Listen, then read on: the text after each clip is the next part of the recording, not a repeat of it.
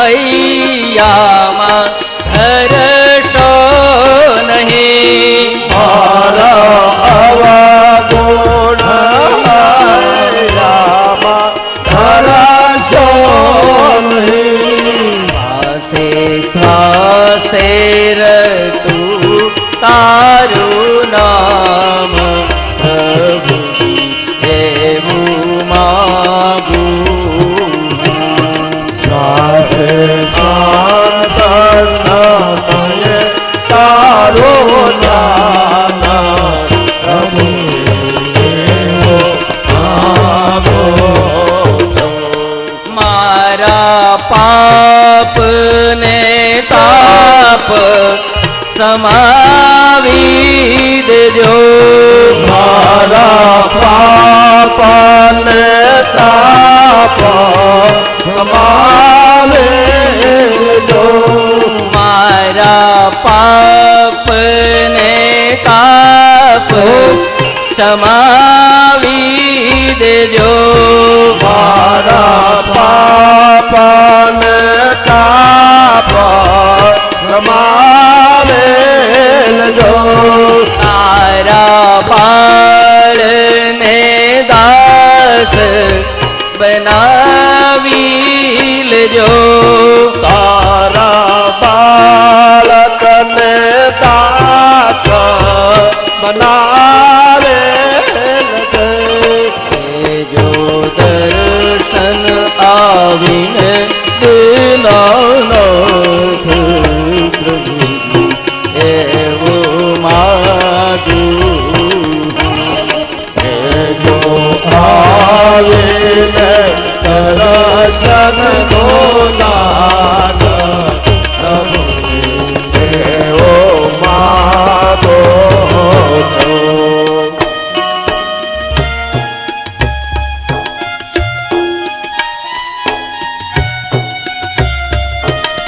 ભાઈઓમાં ચા પાણીની જે વ્યવસ્થા હોય એ ભાઈ સ્વયંસેવકો ભાઈઓ પીવડાવવાનું ચાલુ કરજો.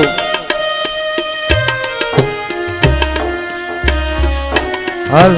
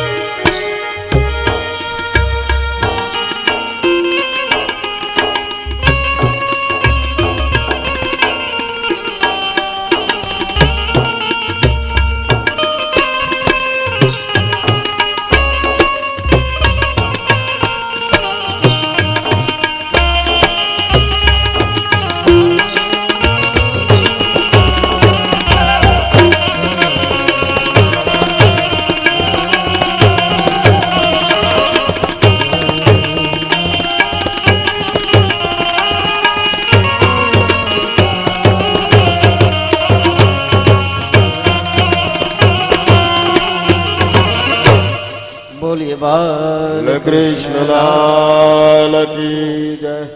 પણ જેમ શરબત શીતળ અને ઠંડુ છે એમ શીતળતા રાખી અને પીવો એટલે અવાજ ન થાય.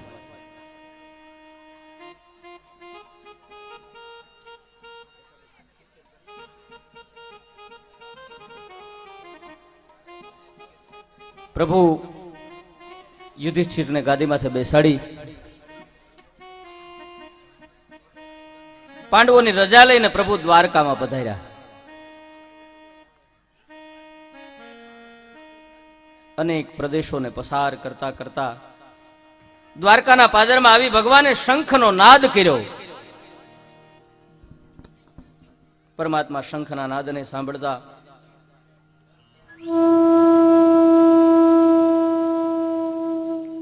કૃષ્ણ પત્નીઓ, સંબંધીઓ, પરિવારના સભ્યો, દ્વારકાવાસીઓ સૌ કૃષ્ણના આગમનથી વિદિત થયા. શંખ એટલા માટે ફૂંક્યો કે બધાને ખબર પડે હવે આપણે શંખ નથી રાખતા, પણ દરવાજે ડોરબેલ રાખીએ, સ્વિચ દબાવીએ એટલે અંદર ટ્રીન ટ્રીન થાય, આપણા આવ્યાની ઘરની અંદર ખબર પડે. અહીં ભગવાને શંખનાદ કરવા માટે શંખમાં પ્રાણ પૂર્યા. ત્યાં ભગવાનના વિયોગમાં નિષ્પ્રાણ થયેલા દ્વારકાવાસીઓમાં પણ પ્રાણ આવ્યા. સૌ પ્રસન્ન થયા. ભગવાન દ્વારકાનાથના સામૈયા થયા. સ્વાગત થયું. પ્રભુ દ્વારકામાં પધાર્યા. 16,108 રાણીઓ છે. પ્રથમ કોને ત્યાં જવું? એકને ત્યાં જાય ને બીજે ત્યાં ન જાય તો ખોટું લાગે. એક એક જગ્યાએ 10-10 મિનિટ ઉભા રહે ને તો પણ છેલ્લે માતાજીનો વારો ક્યારે આવે? પ્રભુ 16,108 ઘરમાં 16,108 રૂપ લઈ અને એક સાથે પધાર્યા.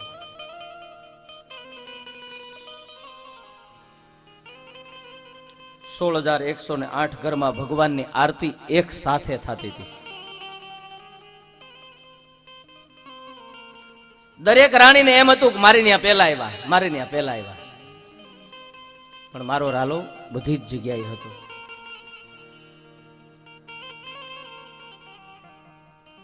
ઘણા દલીલ કરે કે કૃષ્ણને 16,108 રાણીઓ હતી તો આપણને શું વાંધો?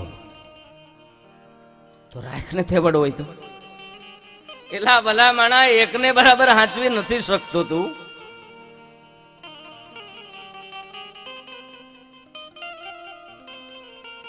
આ તો મારા લાલાની લીલા છે.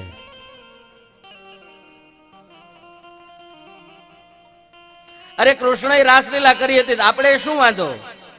અરે કૃષ્ણએ રાસલીલા કરી એ પેલા એમણે કાલિયા નાગને નાથ્યો તો. જો કાળિયા નાગને નાથવાની તમારામાં તેવડ હોય તો 16,000 ને હું કહું 32,000 રાણીઓ રાખો. જાઓ.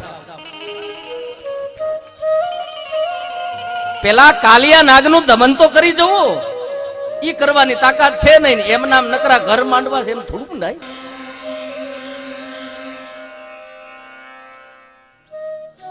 ભગવાન કોણ, આપણે કોણ, એની હરખામણી આપણે આપણી હારે કરીએ થાય ખરી?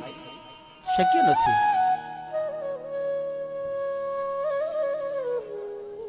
એને ગોવર્ધન ઉપાડ્યો તો. લ્યો આપણે 2 પાણો ખાલી મોટો પાણો હોય ને એને ઉપાડી જવો ખાલી.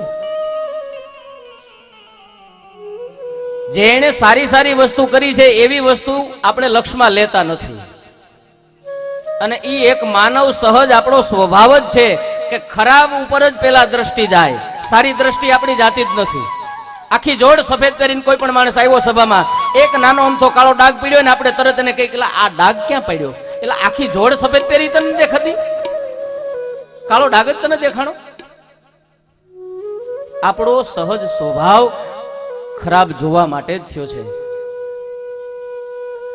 અમુક વ્યક્તિને પૂછશો ને આખી કથા પૂરી થઈ ગયા પછી તો એને આખી કથામાં કોણે ક્યારે કયા સમયે કેટલી ભૂલ કરી હતી ને એનું લિસ્ટ એની પાસે લાંબુ છે.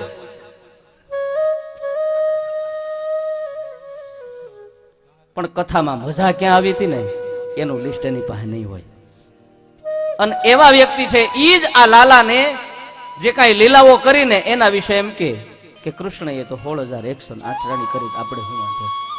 ન થાય મારા બાપ, એ તારાથી ન થાય.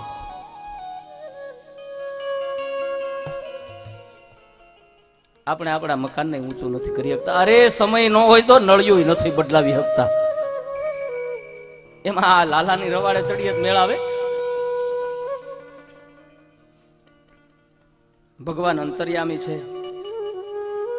એના ચરિત્રનો કોઈ પાર પામી શકતું નથી. કૃષ્ણના ચરિત્રમાં ઐશ્વર્ય પ્રગટ છે. રામજીએ ઐશ્વર્ય છુપાવ્યું છે. એ મર્યાદા પુરુષોત્તમ છે. રામજીએ જેમ કર્યું તેમ કરી શકાય. કૃષ્ણએ જે કહ્યું તેમ કરવાનું. રામજીએ પણ ક્યાંક ક્યાંક તો ઐશ્વર્ય છતું કર્યું છે.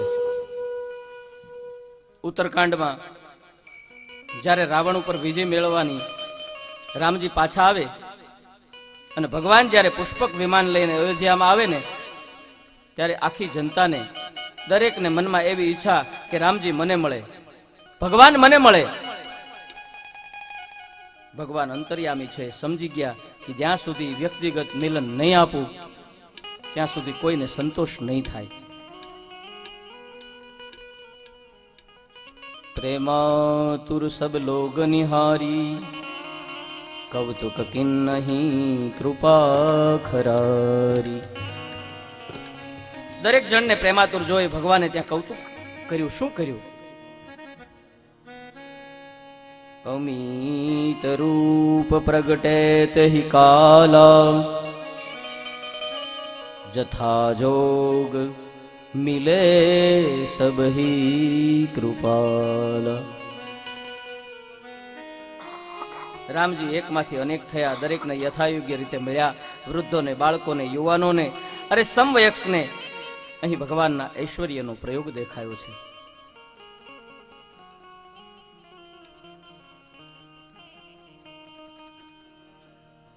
આપ ધારો તો ભગવાનના આવા ઐશ્વર્યનો લાવો લઈ શકો.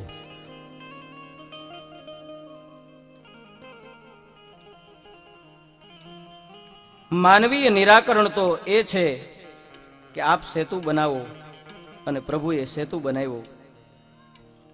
ભગવાન આવે છે તે આપણને આપણી સમસ્યાઓનું આપણી રીતે નિરાકરણ આપવા માટે. ભગવાન એમ નામ નથી આવતા. મૂળ કથામાં જઈએ, થોડા સમય પછી માં ઉત્તરાના ઉદરથી પરિપૂર્ણ માસે જેમ કાષ્ઠમાંથી અગ્નિ પ્રગટ થાય એમ પરીક્ષિત મહારાજ પ્રગટ થયા. પરીક્ષિત મહારાજ નો જન્મ થયો. પાંડવો રાજી થયા. અમારા વંશને આગળ વધારનાર બાળક આવ્યો. બ્રાહ્મણો આવ્યા, જાત કર્મ સંસ્કાર થયા. બ્રાહ્મણોની પાસે ભવિષ્ય કથન કરાવ્યું.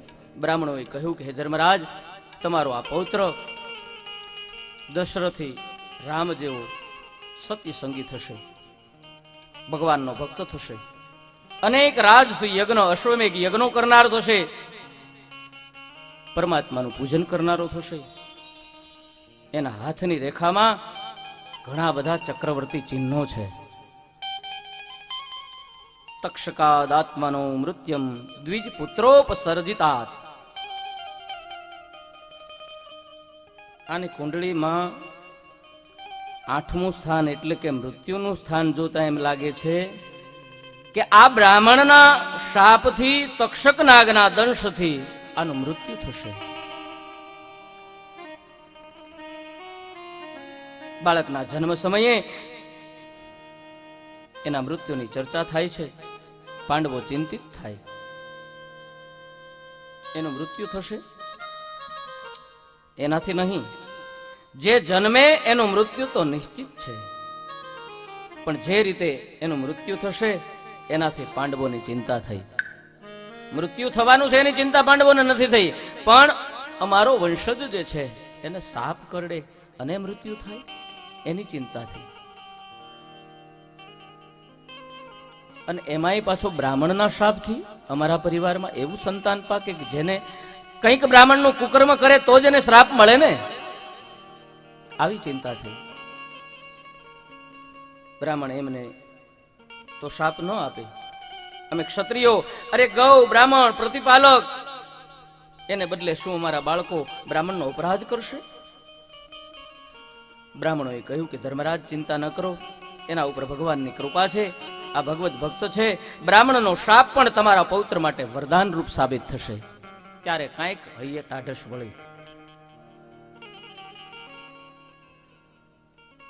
અધિકારી યોગ્ય બ્રહ્મનિષ્ઠ સદગુરુને શરણે જઈ શ્રીમદ ભાગવતી કથાનું શ્રવણ કરી અને મુક્તિ પામશે. વિષ્ણુએ કૃપા કરી આ બાળક તમને આપ્યો છે એટલે તેનું એક નામ છે વિષ્ણુ રાત. એક બાળક માના ગર્ભમાં હતો ત્યારે એણે ભગવાનનું નાનકડું સ્વરૂપ જોયું હતું, જે હાથમાં ગદા લઈ આજુબાજુ ફરતું હતું. અસ્વસ્થામાનું જ્યારે બાણ આવ્યું ત્યારે પ્રભુજે અંદર જઈ અને રક્ષણ કર્યું. ત્યારની જે મૂર્તિ હતી એ પરીક્ષિતે જોઈ હતી. પછી એ સ્વરૂપ અંતર ધ્યાન થયું. એ બાળક જ્યારે જન્મ્યો ત્યારે પોતાની આજુબાજુના લોકો ઊભા હતા, એના ચહેરા જોયા, પરીક્ષા કરવા લાગ્યો કે આ અંદર હતું ઈ છે, આ અંદર હતું ઈ છે, આ અંદર હતું ઈ છે. એટલે એનું નામ પરીક્ષિત પડ્યું.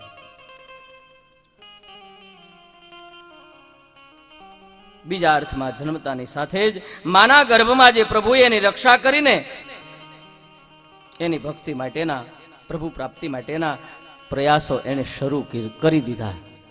હું તમે માના ઉદરમાં જે કોલ આપીએ છીએ એ કોલ જન્મા પછી ઉવા ઉવા હું ત્યાં તું અહીંયા એમ કરીને આપણે ભૂલી જઈએ છીએ અને પરીક્ષિતે યાદ રાખ્યા, એ ગોતવા માંડ્યો ભગવાનને.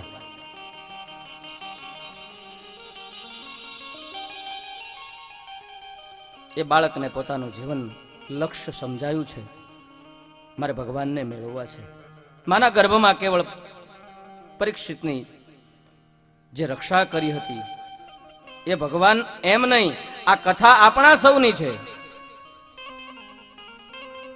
પાંડવોએ બ્રાહ્મણોને દક્ષિણા આપી સંતુષ્ટ કર્યા. સંતુષ્ટ મનવાળા બ્રાહ્મણો આશીર્વાદ આપીને વિદાય થયા. આ બાજુ પરીક્ષિત શુક્લ પક્ષના ચંદ્રની જેમ વૃદ્ધિ પામવા માંડ્યા. એ દરમિયાન વિદુરજી જે યાત્રા કરવા ગયા હતા એ યાત્રા પરિપૂર્ણ કરી અને હસ્તિનાપુરમાં પાછા આવ્યા. 100 વર્ષ પછી વિદુરજી યાત્રાએ નીકળ્યા છે. 36 વર્ષે એમણે યાત્રા કરી. કૌરવ પાંડવોનું યુદ્ધ થયું ત્યારે વિદુરજી નહોતા, એ યાત્રા કરવા નીકળી ગયેલા. દાઉજી પણ નહોતા, એ પણ યાત્રા કરવા નીકળી ગયેલા. વિદુરજીએ એકલા અવધૂતના વેશમાં અસંખ્ય યાત્રા કરી. હસ્તિનાપુરમાં મહામંત્રીના રૂપમાં એમણે યાત્રા નથી કરી.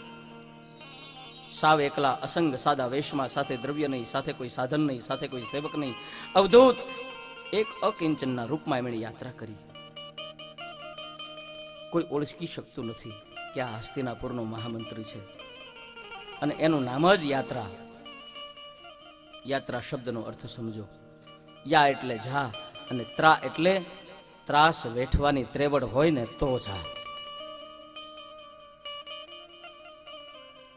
સારો ઉતારો મળે કે ન મળે, સારું ખાવાનું મળે કે ન મળે, આજે ત્રાસ સહન ન કરીએ અને યાત્રા કરીએ તો એ યાત્રા નથી. ત્રાસ સહન કરીને જે યાત્રા કરીએ એ તપ છે. તપથી ભગવાન પ્રસન્ન થાય. આ તપથી માત્રા વધે, એટલા માટે તો યાત્રા છે. નહીં તો શ્રીખંડ પૂરી ને પાત્રા તો છે જ.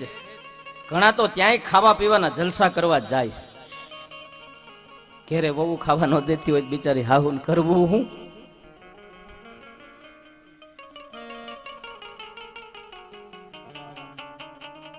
માંડ મહિનોથી લાભ મળશે. 4 ધામની યાત્રા કરવા જાવ તો ત્યાં હાળું મનગમતું ખાવા તો મળશે. માથાકોટ નહીં, વળી કોઈને પૂછવું નહીં, કઈ માથાકોટ જ નહીં કોઈ પણ પ્રકારની. આમ તો તીર્થયાત્રાને 4થી કક્ષામાં મૂક્યું છે. ગાડી છે પેલા ફર્સ્ટ ગેરમાં પડે, એટલે કે પેલા ગેરમાં પડે. પેલા ગેરમાં નાખો તો જ આગળ વધે. સીધી બીજા ત્રીજા ગેરમાં ઉપડવાની કોશિશ કરો તો થોડી વાર ક્લચ પકડી રાખવો પડે અને રેસ કરવી પડે, તો ધીમે ધીમે કદાચ ઉપડે, નહીતર એક ડચકો ખાઈને પાછી ઊભી રહી જાય.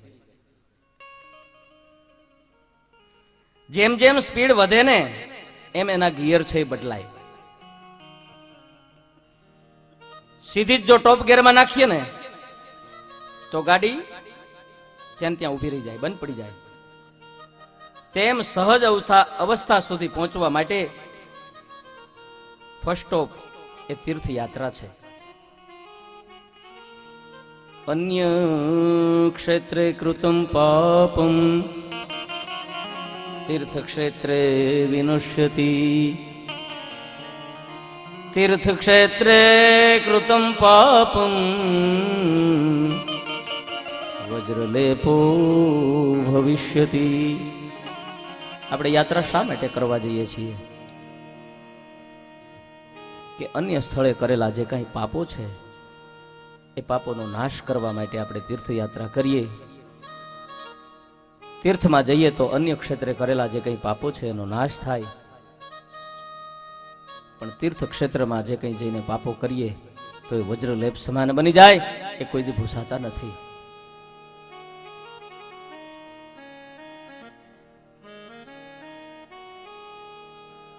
આપણે એટલા માટે તીર્થયાત્રા કરીએ કે આપણા પાપ બળીને ભસ્મ થાય.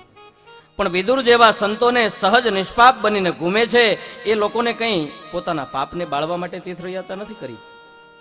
પણ તીર્થના મહાત્માને વધારવા માટે આવા સંતો છે ને એ તીર્થોમાં વસે છે.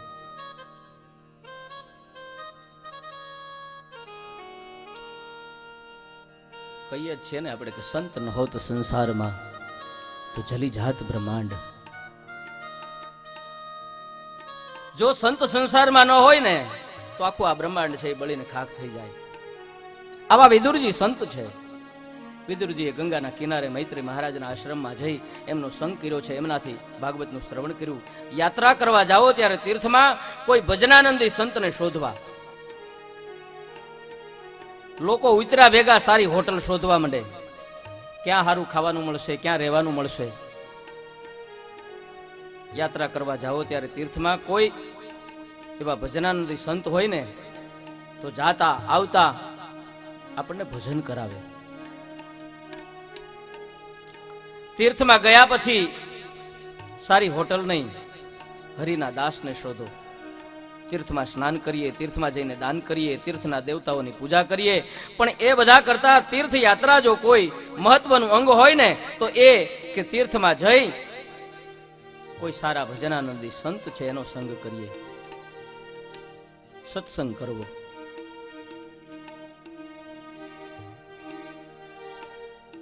36 વર્ષ પછી વિદુરજી તીર્થયાત્રા કરી હસ્તિનાપુર પાછા આવ્યા. કૌરવોનો નાશ થયો છે. હસ્તિનાપુરની ગાદી ઉપર યુધિષ્ઠિર બેઠા છે. ધર્મરાજ યુધિષ્ઠિરે વિદુર કાકાનું સ્વાગત કર્યું, પૂજન કર્યું. તીર્થયાત્રાનું મહત્વ છે. જનક ઘેરેથી તીર્થયાત્રાએ જવાના હોય એને ઘેરે બેનો ધોળ ગાય, ભગવાનના ભજન ગાય. જાત્રાએથી પાછા આવે ને ત્યારે એમને ઘરે નો આવી જાય. ગામમાં જે મંદિર હોય, શક્ય હોય તો શિવજીનું, હનુમાનજીનું, ત્યાં પ્રથમ દર્શન કરવા જાય. બાકીના તમામ સંબંધીઓ વાજતે ગાજતે એમને લેવા જાય.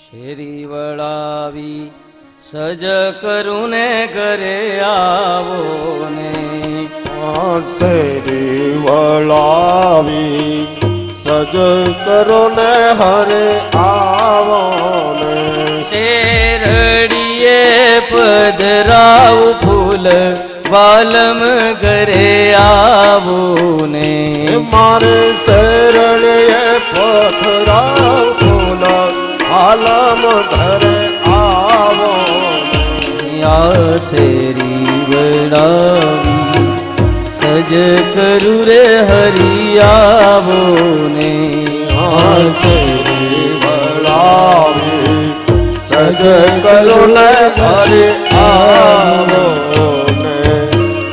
આપણા ભાવ છે. જે કઈ યાત્રામાં ગયા હોય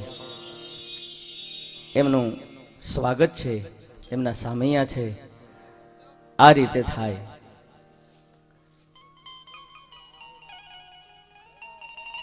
ભાવ ભળે ને તો પૂજા, નહીં તો પૂજા નહીં. ક્રિયા વત્તા ભાવ બરાબર પૂજા થાય.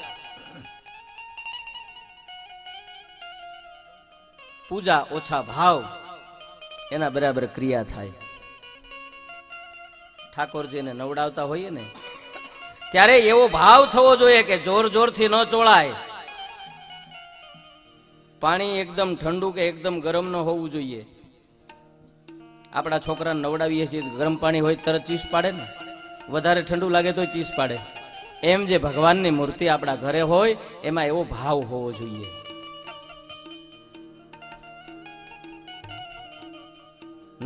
નવડાવવાના હોય ત્યારે કહે કે હવે ભગવાનને ધોઈ નાખો. ચોખાથી વધાવવાના હોય તો ચોખા આમ કરીને ફેંકી દે ઠાકોરજી માથે. આપણા મોઢા માથે કોક ફેંકે તો તરત કહીને એ ભાઈ ધ્યાન રાખ, ભાઈ શું કરે છે.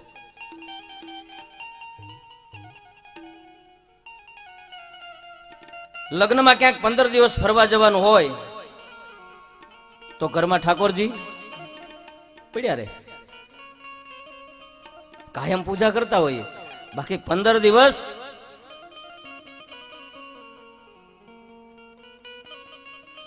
અરે આ ઠાકોરજી મૂર્તિવાળા પીડ્યા રે, એ તો પીડ્યા રે, ઓલા ઠાકોરજી હોતે ને પીડ્યા રે, જો લગ્નની સિઝન હારી જામી ગઈ હોય તો એને કોઈ યાદ ન કરે. ઈ પાડોશમાં બેન હોય ને, એ ક્યાંય લગ્નમાં ન જવાના હોય તેને ભલામ કણે કે તાર ભાઈ લગ્નમાં નથી આવવાના, એની હાટું તો રાંધી દેજો. આમ ન થાય ઠાકોરજીની સેવા.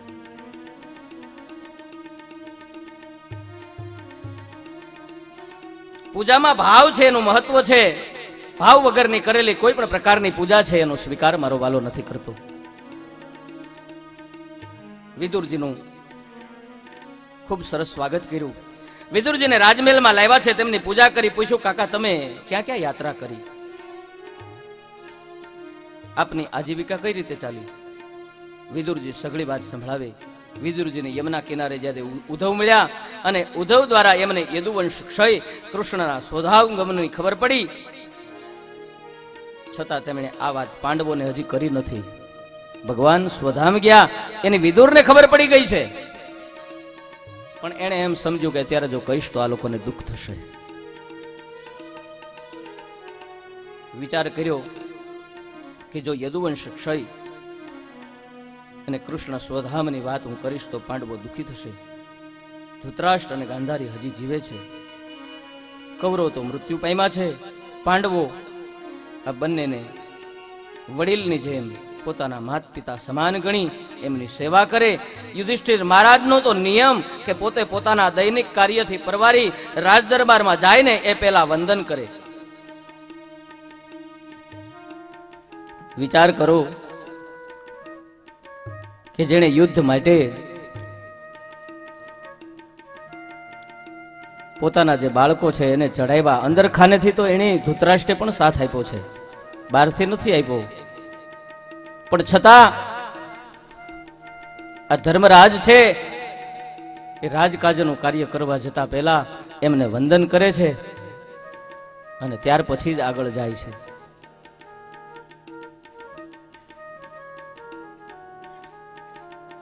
ભીમસેનના ભાગમાં આ બંને જણાને જમાડવાનું કામ આવ્યું છે. ભીમસેનને રાંધતા સારું આવડે અને જમતાય સારું આવડે. જેને જમતા સારું આવડતું હોય એને રાંધતા સારું આવડે, અને સાથે સાથે જમાડતાય સારું આવડે. આપણે પંગતમાં બેઠા હોય અને જે ભાઈ વધારે ખાતા હોય ને ઈ તરત તાણ કરશે, સામે મગનભાઈને બે લાડવા દ્યો તો ઈ એમ નો કહીએ કે મારે બે જોઈ છે, એટલે સામે વાળાને કે તો કોક એને દે ને.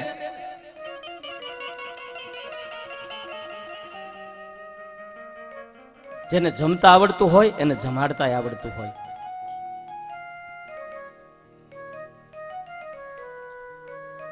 જે જમીનો હક તો એ બીજાને શું જમાડી શકે ભાઈ? પોતે નો ખાય એ બીજાને શું ખવડાવે? ભીમસેન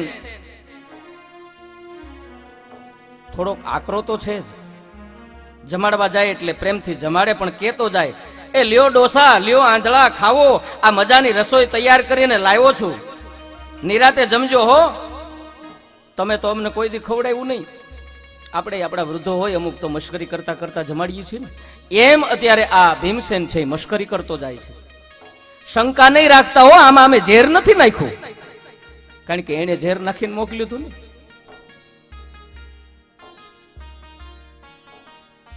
પૂરેપૂરો સમય છે ને પૂરેપૂરું સંભળાવે છે.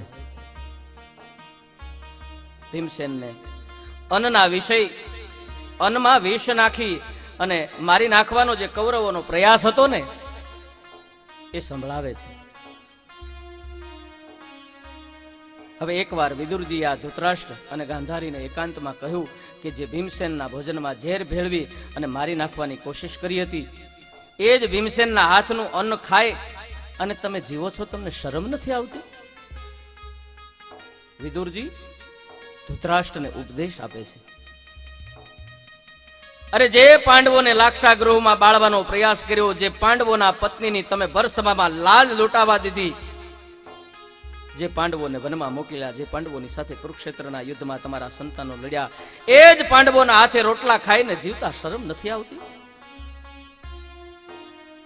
તમે ભાઈ છો એટલે કહું છું હો. બાકી આવું કડવું સત્ય કોઈને કહેવાય નહીં. હજી પણ જંગલમાં જઈ ભગવાનનું ભજન કરવાની તમને ઈચ્છા નથી થતી, મન નથી થતું? મહારાજ ધૃતરાષ્ટ્રને વિદુરજીએ બહુ સમજાવ્યા. આખરે વિદુરની વાત એના મનની અંદર ઉતરે છે.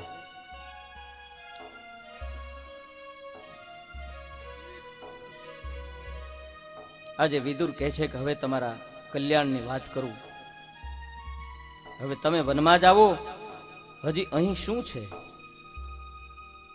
આ તે કેવી જીજીવિષા! અને ખરેખર ઘણાને ઘરમાં પડેલા જોઈ આપણને એમ થાય કે શું દાટ્યું હશે. હાડ હાડ થાય છે તો હજી નીકળતો નથી, કથામાં ન આવે. એની સહનશીલતાને ધન્યવાદ છે.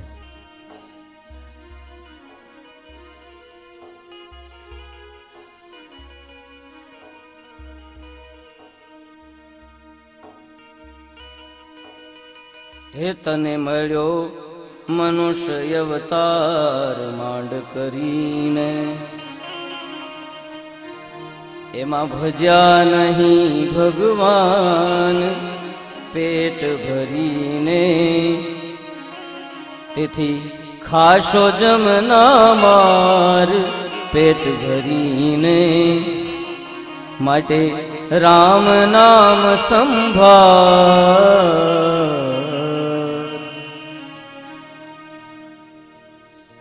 મનુષ્ય જન્મ મળ્યો છે તો સાર્થક કરી લ્યો. આશા નથી છૂટતી. સમય જાય ને દેહ ઘસાતો જાય, પણ આશા મજબૂત થતી જાય, તૃષ્ણા વધતી જાય. માણસ જ્યારે 25 વર્ષનો થાય ને તેથી તૃષ્ણાનો જન્મ થાય. આપણે જ્યારે 50-60 ના થઈએ ત્યારે તૃષ્ણાને જોવાની આવે. આપણે થઈએ ઘરડા અને તૃષ્ણા છે એ જુવાન થાય. જોબનવંતી તૃષ્ણા બુઢાપામાં એવી હેરાન કરે કે ગડપણમાં એવી કરાવે, મોઢામાં દાંત ન હોય તોય કહેશે કે મારે ગાંઠિયા ખાવા છે. અરે નહીં ચવાય તો કહેશે કે ચામા બોળીને ખાઈશ. આ ગડપણમાં જીભના સ્વાદ પણ કંઈક વકરે છે અને પછી સ્વભાવ પણ એવા થઈ જાય ચીડિયા. આ કઈ જીવન છે? પાછલી ઉંમરે આશા અને તૃષ્ણા પરેશાન કરે છે. માટે ગઢપણ છે બહુ ધોયેલું છે.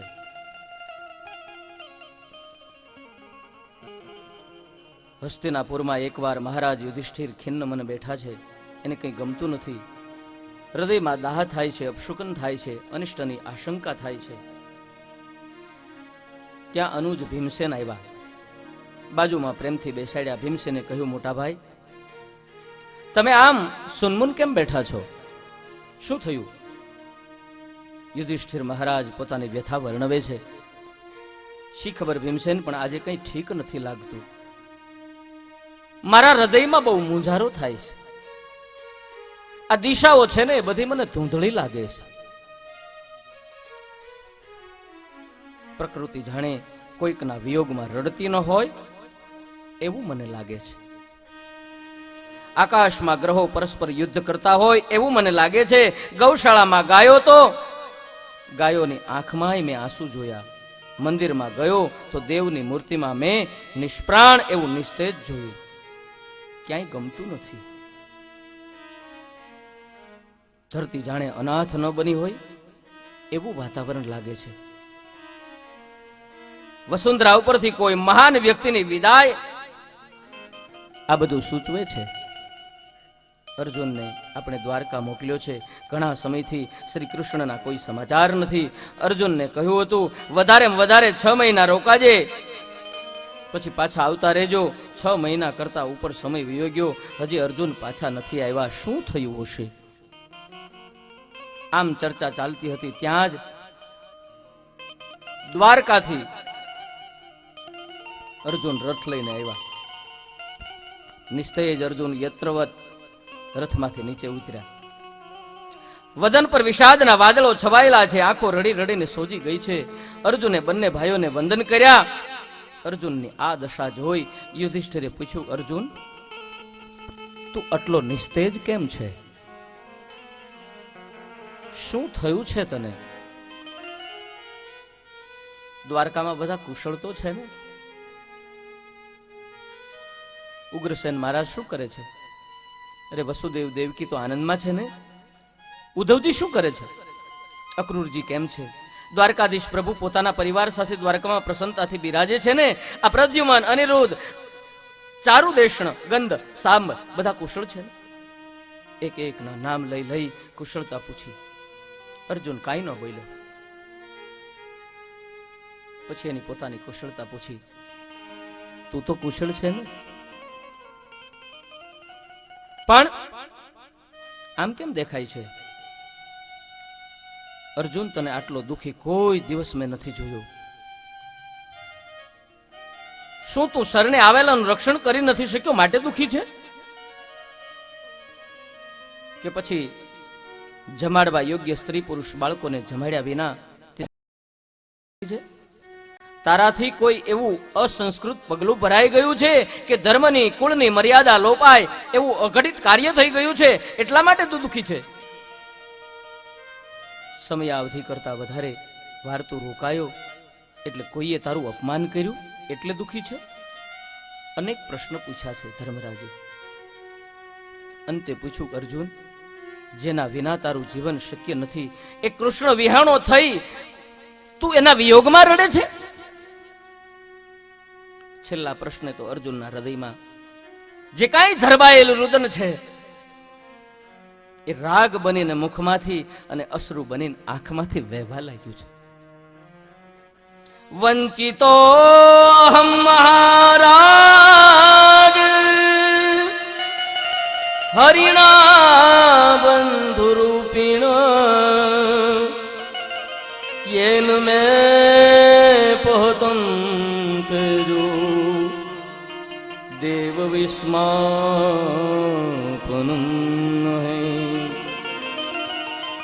યસ્ય ક્ષણ વિયોગે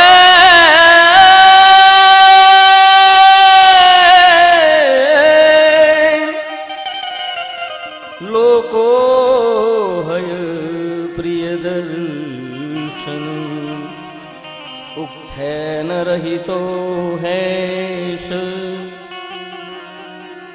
મૃતક પ્રોચ્યતે યથા. એ ભાઈ તમે સાચું કીધું મોટા ભાઈ. તમે જેમના નામ લઈ લઈને કુશળતા પૂછી એમાંથી અત્યારે કોઈ જીવતું નથી. બ્રાહ્મણોના શાપને નિમિત્ત કરી આ વૃંદાવન વિહારી કૃષ્ણચંદ્ર યદુ વંશનો ક્ષય કરી સ્વધામ પધાર્યા છે. કૃષ્ણ ગયા, મારું તેજ ગયું.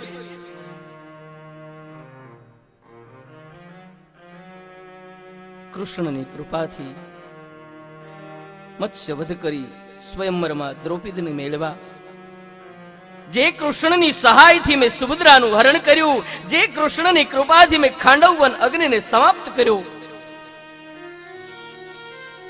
જે કૃષ્ણની કૃપાથી કુરુક્ષેત્રના યુદ્ધમાં આપણે વિજયને વર્યા, અરે જે કૃષ્ણ જતા રહ્યા મારું તેજ જતું રહ્યું. એ જ તો મારું તેજ હતું.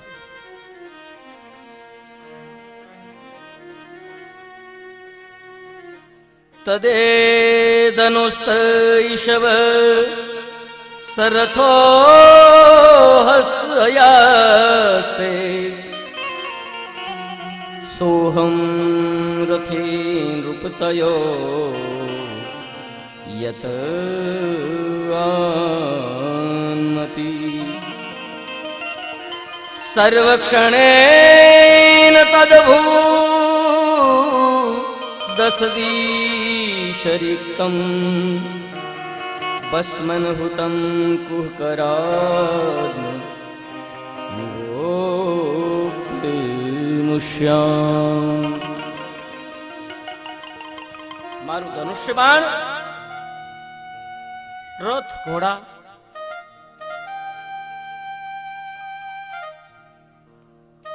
અરે હું જ એ છતાં એક ક્ષણમાં એ બધું મિથ્યા થઈ ગયું. જેમ ભસ્મમાં હોમાયેલું દ્રવ્ય કે ખારા પાટમાં વાવવામાં આવતા દાણા, એમ એકાએક બધું નાશ થયું.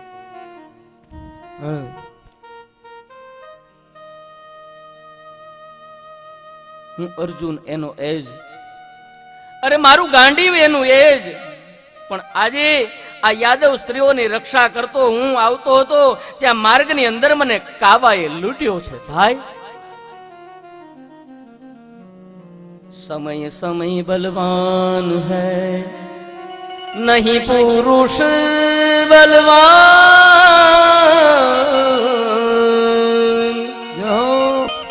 કાબે અર્જુન લૂટ્યો,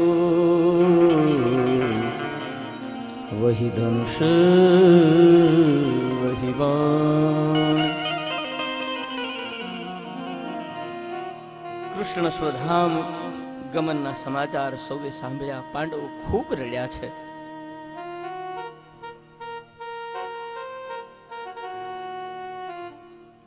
દિલને નથી કરાર તમારા ગયા પછી, આંખે છે અશ્રુધાર તમારા ગયા પછીથી. દ્રૌપદીએ તો કાયદેસર માથા પટક્યા છે. અરે હવે મારા ચીર કોણ પૂરશે?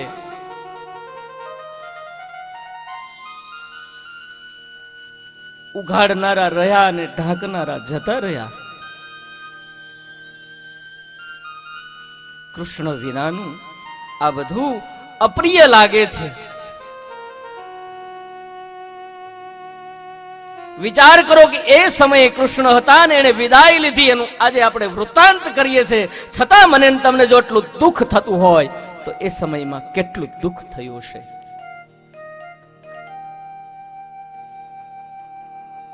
કૃષ્ણ હવે રહ્યા નથી તો આપણે પણ જીવીને શું કરીએ ભાઈ? પરીક્ષિત મોટા થયા હતા. પરીક્ષિતને હસ્તિનાપુરની ગાદી ઉપર બેસાડીને તેનો અભિષેક કરાયો. ધામધૂમથી ઉત્સવ ઉજવો. રાજ્ય ગાદી પરીક્ષિતને સોંપી દીધી. કુંતા કૃષ્ણને પામ્યા અને પછી બધું છોડી કૃષ્ણ કૃષ્ણ કરતા કરતા પાંડવો અને દ્રૌપદી હેમાળે હાડ ગાળવા ચાલ્યા છે. કેદારનાથની પાસે પાંડુકેશ્વરમાં છેલ્લી વાર ભગવાન શિવજીની પૂજા કરી.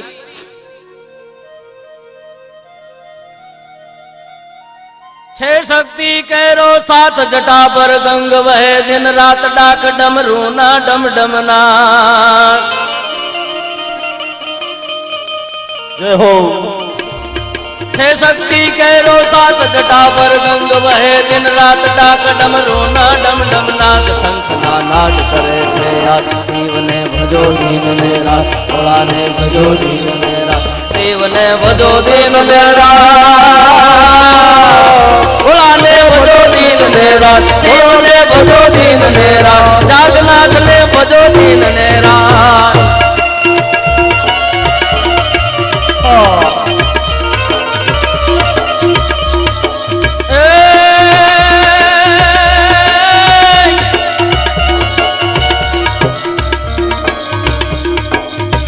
કાર્તિક ગણેશ શિવના પાળ યુમૈયા યરધાંગીની નારદ સાનન ભજે શિવના નામ.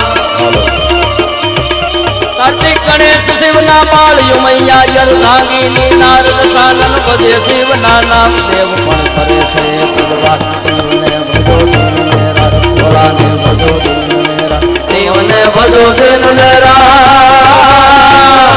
શિવને ભજો દિન ને રાત, ભોળાને ભજો દિન ને રાત, શિવને ભજો દિન ને રાત.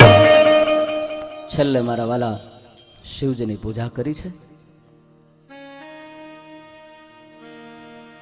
બરફથી જે ઘેરાયેલું છે એવું શિખર, એના ઉપર ધીમે ધીમે આરોહણ કર્યું છે. પુરાણો એ તો નથી લખ્યું, પણ સંતો કહે છે કે તેદી એ હેમાળાના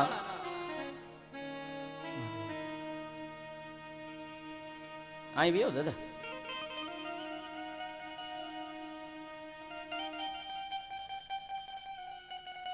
બરફ આચ્છાદિત શિખરોની અંદર પાંડવોએ એક સ્ત્રીને ખડખડાટ હસતી જોઈ.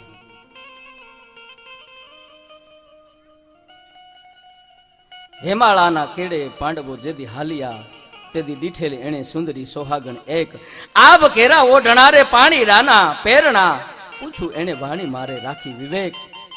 બાણ ક્યાં મેલ્યા રે મુગટ કેમ માથે નથી, આ રથડા ક્યાં મેલ્યા તમે ભારતજી તારણ હાર રે. સફેદ વસ્ત્રો હતા, વાળ છૂટા હતા.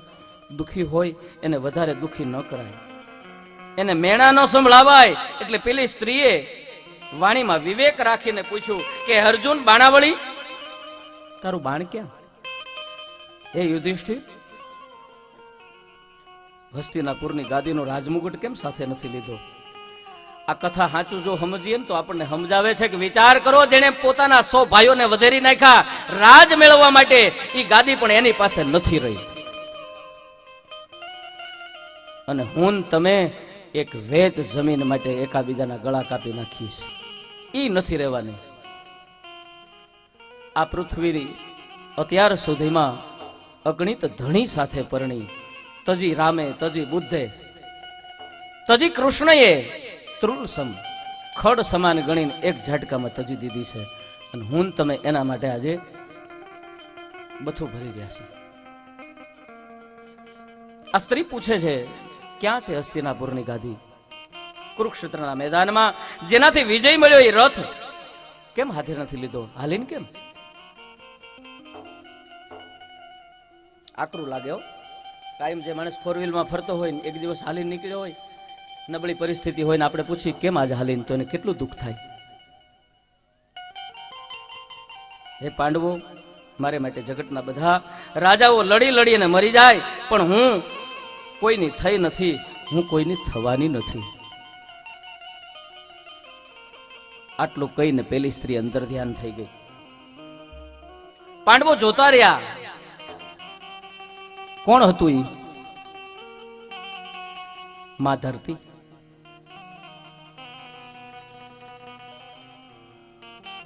ધરતી માતા હતી. એ તો વિષ્ણુની પત્ની છે.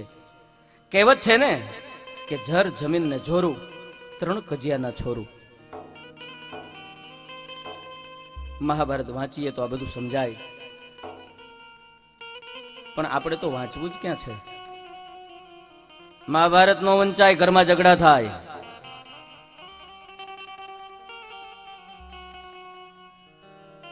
મહાભારત થાય. હકીકતમાં મહાભારત નથી વાંચતા ને એટલા માટે ઝઘડા થાય છે. જો મહાભારત વાંચ્યું હોય તો ખબર પડે કે જુગાર રમવાથી શું પરિણામ આવે. જેને મહાભારત વાંચ્યું હોય એને ખબર પડે કે પાંડવો ને કૌરવો જુગાર રેમાં એટલા માટે એ હારી ગયા અને એનું પરિણામ યુદ્ધ આવ્યું. વાંચ્યું હોય તો ખબર પડે ને. નથી વાંચ્યું માટે નથી ખબર પડવાની.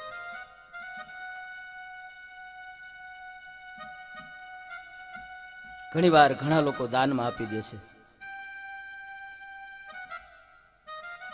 સારા કપડામાં જૂનું પુસ્તક બાપ દાદા વારીનું પડ્યું હોય, સરસ મજાનું કપડું લઈ આવીને વીટી અને બ્રાહ્મણને આપી દે કે આલ્યો દાદા, આ અમારા કામની વસ્તુ નથી, તમે રાખો,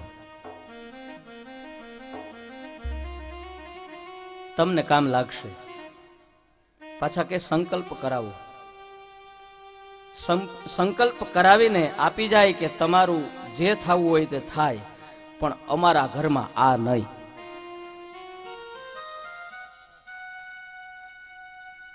આપી જજો અમને તમ તારે, અમે સ્વીકારી લેવું.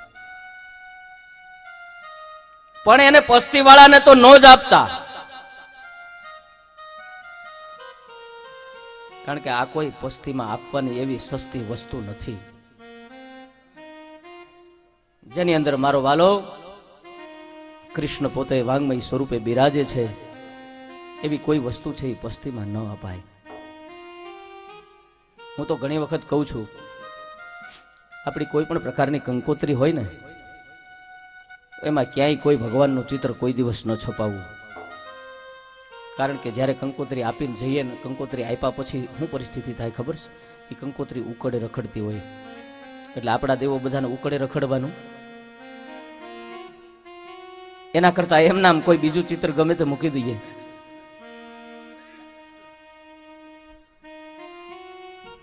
પસ્તી વાળા પછી મહાભારત પસ્તીમાં દીધું હોય ને તો એક એક પાનાના પડીકા બાંધે. એ પુરાણને એ ગ્રંથના પાનાની આવી કિંમત ન કરીએ. યુધિષ્ઠિર, ભીમસેન, અર્જુન, સહદેવ, નકુળ, દ્રૌપદી એક એક વેદ છેટે ઉપરવાળાને સંભાળતા સંભાળતા આરોહણ કરે. એમાં નકુળ પીડ્યો. ભીમસેને યુધિષ્ઠિરને કહ્યું કે મોટા ભાઈ નકુળ પીડ્યો. પડે કેમ? રૂપનું અભિમાન હતું ને, એથી નકુળનું પતન થયું. સહદેવ ગયો, જ્ઞાનનું અભિમાન હતું ને, માટે સહદેવનું પતન થયું. અર્જુન ગયો, ગાંડીવનું અભિમાન હતું, અર્જુનનું પતન થયું. પરાક્રમનું અભિમાન હતું. મોટા ભાઈ પાંચાલી પડી, પહેલા દ્રૌપદીનું પતન થયું. પતિવ્રતા હતા પણ અર્જુનમાં વિશેષ પ્રેમ, એટલે પક્ષપાત કર્યો કહેવાય.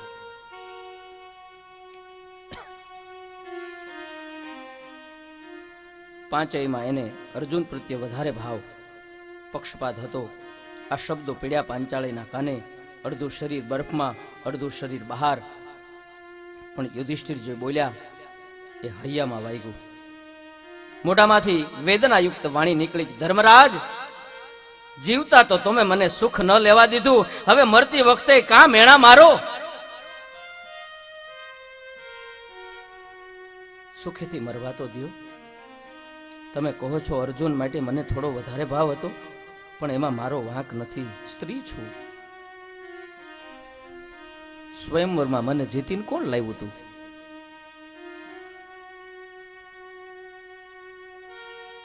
મત્સ્યવેદ અર્જુને કર્યું હતું, પણ લઈને આવ્યા અને ઝૂંપડીની બહાર દરવાજો બંધ હતો. તમે કહ્યું કે માં, જો તો અમે હું લાવ્યા, અને માએ એમ કીધું કે જે લાવ્યા એ ભલે લાવ્યા, પણ બધા ભેગા મળીને ખાજો.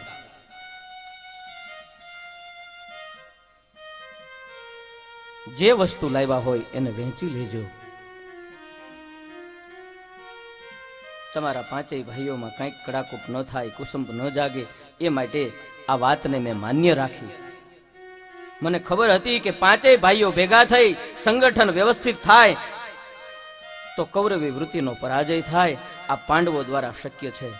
તેથી મેં સ્ત્રી તરીકે મારી ભાવના છે એને કૂચલી નાખી, મસળી નાખી, મારી લાગણી ઉપર પથ્થરો મૂકી. મેં તમને પાંચેયને સાચવા, પણ છતાં હું સ્ત્રી તો છું જ. જેણે મને મેળવી એના માટે મને થોડો વધારે ભાવ કેમ ન હોય? એમાં મારો દોષ નથી. ધર્મરાજ લ્યો, જીવ્યા મુવાના જાજા જુહાર. હવે નિરાતે મરવા દો. પાંચાળી બહુ વાચાળ છે. રામાયણની સીતા એટલી જ મૌન છે, નથી બોલતી.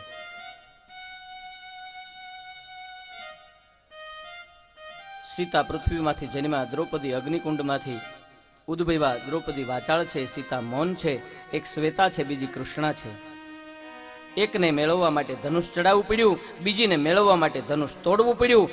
એકને જીવનમાં કદી હસી જ નથી. અને બે ચાર પ્રસંગો એવા છે કે જ્યારે દ્રૌપદી વેદનાયુક્ત હસી છે. સળગતા દાવાગ્નિમાંથી બચાવેલા મૈદાનવને, પાંડવોને માયાવી નગરી બનાવી આપી, જ્યાં સ્થળને ઠેકાણે જળ દેખાય અને જળને ઠેકાણે સ્થળ દેખાય. ઝરૂખામાં પાંચાલી ઊભી છે, ત્યાંથી દુર્યોધન નીકળ્યો. સ્થળમાં ને જળમાં દેખાયું. કપડા ઊંચા લઈને ચાલ્યો. દ્રૌપદી ખડખડાટ હસી.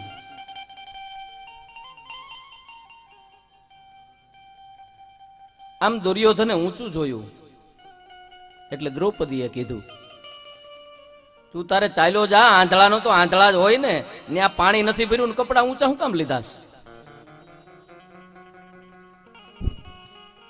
દ્રૌપદીના વેણમાંથી કુરુક્ષેત્રના યુદ્ધની ભૂમિકા રચાઈ. દ્રૌપદીના બોલવામાંથી મહાભારત રચાયું. સીતાજીના મૌનમાંથી રામાયણ રચાયું. બીજા અર્થમાં એમ કહી શકાય કે દ્રૌપદી જો મૌન રહ્યા હોત તો આ મહાભારત ન હોત, અને સીતા જો બોલ્યા હોત ને તો આ રામાયણ ન હોત. હસ્તિનાપુરની ગાદી ઉપર પરીક્ષિત બિરાજ્યા. ઉત્તર તનયા ઈરાવતી સાથે એમનું લગ્ન થયું. જન્મેજય આદિ 4 પુત્રો થયા. અશ્વમેઘ યજ્ઞ દ્વારા એમણે ઈશ્વરનું પૂજન કર્યું. અશ્વમેઘ યજ્ઞ એટલે રાષ્ટ્રની ઉન્નતિનો યજ્ઞ. અશ્વ એટલે માત્ર ઘોડો એમ નહીં, અશ્વ એટલે રાષ્ટ્ર, મેઘ એટલે ઉન્નતિ. જે શાસક છે, જેના હાથમાં સત્તા છે, એને અશ્વમેઘ યજ્ઞ કરવો જોઈએ, તો ભગવાન પ્રસન્ન થાય. એને રાષ્ટ્રની સર્વ પ્રકારે ઉન્નતિ પ્રયાસ કરવા જોઈએ. એકવાર દિગ્વિજય થવા માટે આ નીકળેલા પરીક્ષિતે એક આશ્ચર્ય જોયું. એક ગાય અને એક બળદના જોડેલા હળે જોતરી એક શુદ્ર રાજાના રૂપમાં બંનેને પીડા આપી રહ્યો છે. બળદના 3 પગ કપાઈ ગયા હતા, એક પગ ઉપર ઊભો હતો. ગાય છે તે ધરતી છે, બળદ છે તે ધર્મ છે. પેલો શુદ્ર જે રાજાના રૂપમાં આ બંનેને પીડા આપે છે ને, એ કળયુગ છે. ધર્મ અને ધરતી બંનેને ધારણ કરનાર છે. ધરતી દેહને ધારણ કરે, ધર્મ દેહીને ધારણ કરે. ધર્મ અને ધરતીની રક્ષા કરવી એ રાજાનું કર્તવ્ય છે. ધર્મ અને ધરતી બંનેને આપણા ઉપર અનંત ઉપકારો છે. સત્ય, તપ, પવિત્રતા, દયા એ ધર્મના 4 ચરણ છે. તપ, પવિત્રતા, દયાના 3 ચરણ કપાઈ ગયા છે. ધર્મ સત્યના એક જ ચરણ પર ઉભો છે. દુઃખી છે. ધર્મના દુઃખને જોઈ ધરતી દુઃખી થાય. દુઃખી થયેલી ધરતીમાંથી ધીરે ધીરે રસકસ જતા રહે. દુકાળ પડે, સૌ ભૂખ્યા મરે. આ બધું પરસ્પર સંબંધિત છે. દુઃખના 3 કારણ છે. 3 કારણથી માણસ દુઃખી થાય: કાળ, કર્મ અને સ્વભાવ. મને ને તમને જો દુઃખ કોઈ પણ પ્રકારનું થાય તો આમાં 3 વસ્તુ વધારે પડતી જવાબદાર છે. ખરાબ સમય આવે માણસ દુઃખી થાય. વર્ષામાં વર્ષા ઋતુ સહન ન થાય, ઉનાળામાં તાપ સહન ન થાય, શિયાળામાં ઠંડી સહન ન થાય. દુકાળ આવ્યો એટલે ભૂખ સહન કરવી પડે. દુઃખનું બીજું કારણ છે કર્મ. ખોટા કામ કરે તેને સજા થાય, દુઃખ ભોગવવું પડે. દુઃખનું ત્રીજું કારણ છે સ્વભાવ. કદાચ સમયમાં ફેરફાર માણસ કરી શકે. સમયનું જેની માથે દુઃખ પડે, વધારે તપ, અત્યારે તડકો લાગે છે, ગરમી થાય છે, પંખો ચાલુ કરી શકીએ આપણે. સગવડતા હોય તો એસીમાં બેસી શકીએ, પણ એ ગરમીની પીડામાંથી આપણે મુક્ત થઈ શકીએ. વર્ષા ઋતુની અંદર વરસાદ પડે છે તો સારું મકાન હોય એની અંદર જતા રહીએ, એ દુઃખમાંથી મુક્તિ મળે. ઠંડી પડતી હોય તો લાકડાનો ભઠ્ઠો કરીને ત્યાં બેસી એમાં તાપીને ઠંડીથી આપણે મુક્ત થઈ શકીએ. આ સમયની વાત થઈ. કર્મની વાત થઈ કે કર્મ સારા કરવા માંડીએ તો એના દુઃખમાંથી પણ આપણે મુક્ત થઈ શકીએ. પણ છેલ્લે જે વાત આવી સ્વભાવની, એમાંથી આપણે મુક્ત થઈ શકતા નથી. સ્વભાવ જ એવો હોય, અને સ્વભાવ આપણે કહીએ પ્રાણ અને પ્રકૃતિ બંને સાથે જાય. સ્વભાવ કોઈ દિવસ કોઈ માણસનો બહુ ફેર પડતો નથી, એ જન્મજાત જ હોય છે.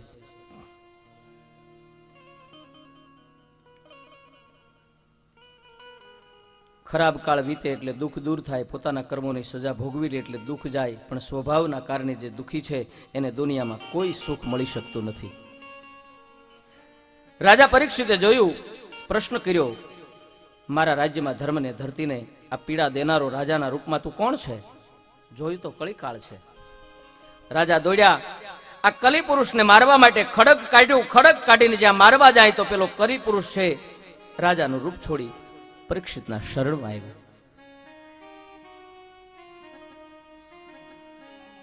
પાછા રાજા પેલાના દયાળુ બહુ, શરણે આવે એટલે તરત માફ કરી દે.